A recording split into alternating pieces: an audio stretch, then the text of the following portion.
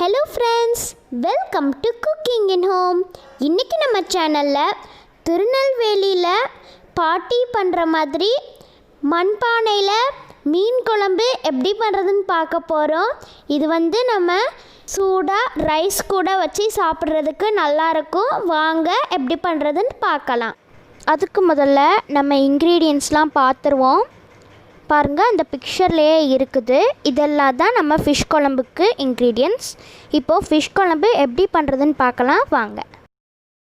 நம்மளோட ஃபிஷ் குழம்புக்கு என்னென்ன மசாலா அரைக்கணுங்கிறத வதக்கிடலாம். அதுக்கு முதல்ல நான் ஒரு 2 டேபிள் ஸ்பூன் கொத்தமல்லி சீடு எடுத்திருக்கேன். அதுக்கப்புறம் ஒரு 5லேருந்து 6-7 போல் காஞ்ச மிளகா, அதுக்கப்புறம் ஒரு பிஞ்ச் பெருஞ்சீரகம், அதுக்கப்புறம் ஒரு டீஸ்பூன் சீரகம் எடுத்திருக்கேன். இதை இப்போது நல்லா வதக்கிடுவோம். இப்போது ஸ்லோவாக நல்லா வதக்கி விட்டுக்கோங்க. அதோட பச்சை வாடை போகிற வரைக்கும் நல்லா வதக்கி விட்டுடலாம்.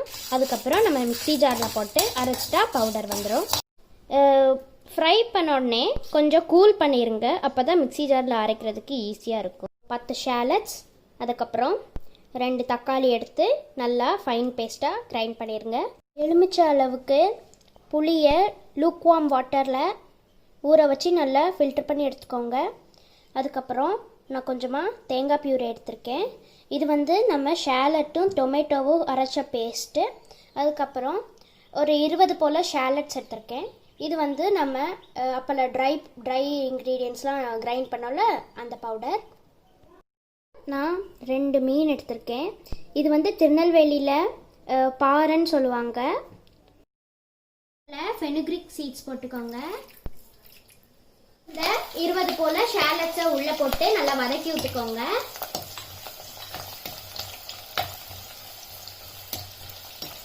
இப்போ ஆனியன் நல்லா டிரான்ஸ்பரண்ட் ஆன பிறகு கொஞ்சமாக கருவேப்பிலை போட்டுக்கோங்க. 2 ஸ்லிட் பண்ண சில்லி போட்டுக்கோங்க. வச்சிருந்த டொமேட்டோ ஷேலட் பியூரேயை உள்ளே சேர்த்துக்கலாம். வதக்கி விட்டுக்கோங்க வேகிற வரைக்கும். வெஜிடபிள்ஸோட பச்சை வாடை போகிற வரைக்கும் எல்லாத்தையும் நல்லா வதக்கி விட்டுக்கோங்க.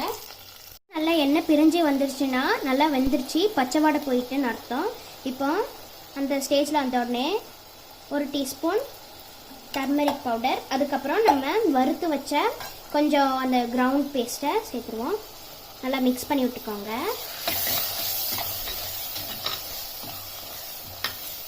நல்லா மணக்குது. இப்போ நல்லா எண்ணெய் பிரிஞ்சு வந்ததும் நம்ம வச்சுருந்த டேமரண்ட் வாட்டரை சேர்த்துக்கோங்க. கொதிக்கிது. இப்போ அந்த ஸ்டேஜில் நம்ம கொஞ்சமாக தண்ணி ஊற்றி தேவையான அளவு உப்பு போட்டுடலாம். வந்தோடனே நம்ம அரைச்சி வச்சிருக்க தேங்காய் பியூரையை உள்ளே சேர்த்துடலாம்.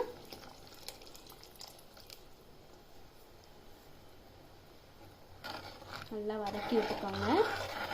நல்லா கொதிச்சு வந்துருச்சு. உப்பு பார்த்துக்கோங்க, காரம் பார்த்துக்கோங்க. இப்போ நம்ம வச்சிருந்த மீனை சேர்த்துடலாம்.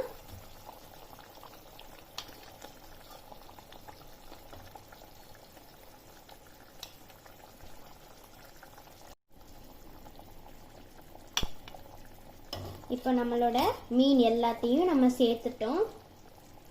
இது இன்னும் மீன் நல்லா வெந்து சாஃப்டாக வர வரைக்கும் நல்லா வேகட்டும். இதை மூடி வச்சுருவோம். நம்ம இப்போ மீன் குழம்பு தயாராகிடுச்சு. நல்லா எண்ணெய் பிரிஞ்சுலாம் வந்துடுச்சு.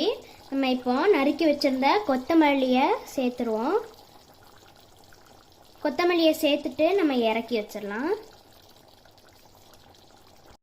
அவ்வளவுதான், நம்மளோட சுவையான மீன் குழம்பு மண்பானையில் பாட்டி வில்லேஜ் ஸ்டைலில் பண்ணோம். இதே மாதிரி உங்கள் வீட்லேயும் ட்ரை பண்ணி பாருங்கள். உங்களுக்கு இந்த வீடியோ பிடிச்சிருந்துச்சுன்னா எங்கள் சேனலுக்கு சப்ஸ்கிரைப் பண்ணுங்கள். பாய். உங்களை நெக்ஸ்ட் வீடியோவில் சந்திக்கிறேன்.